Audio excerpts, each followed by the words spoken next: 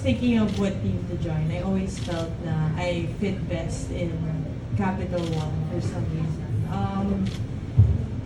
Playing on the other side of the court, like against them, I saw the growth of the team in the 2 years that Capital One has been in the PBL. And I saw the potential the team has because I can see it in the way the team owners handle the team, with how supportive they are, with the way they communicate with their players. So I wanted to join a team na I'm not just a missing piece. I wanted to be there to build a team with them, to help them write a story. So I don't think we're missing pieces. I think we're here to really write a story with Capital. Wow, that's very well said. I think like what Miss Milka said, our goal isn't to right away reach the end. Our goal is to focus on the process. And I have no doubt that this team will really focus on the process and get there one step at a time. In my recent years in volleyball, I really fell in love with the process and everything I learned getting to that championship. So the timeline for the championship, I'm not sure, but I know that one day we'll get there. But for now, we're just gonna enjoy what we're doing and enjoy building this team together.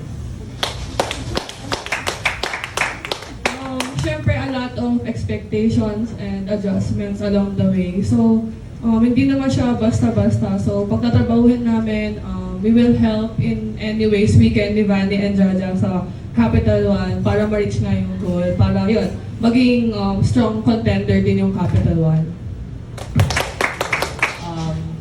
And I don't think it's something that we need to adjust on, because what we need to learn is how to cover for each other.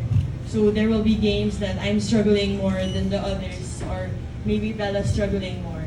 So it's really just having each other's backs. Sa akin naman po, siyempre, magiging madali yung buhay. Kasi isipin mo yung dalawang diagonal na open mo is 20s. So parang ako, papalo na lang po ako doon. So thank you.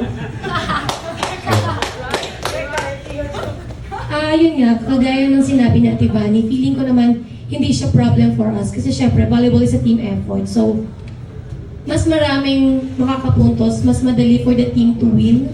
And yun, I'm very happy.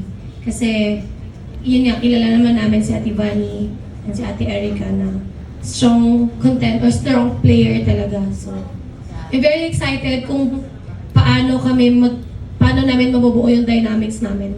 Kumbaga, kung paano kami mag-gel as a team, kung paano namin mako-complement yung bawat isa since magkakaiba kami ng skills, kumbaga. So, ayun, I'm very excited lang sa kung saan kami dadali ng panibagong yugto, panibagong kabanata, ganyan. So, ayun po.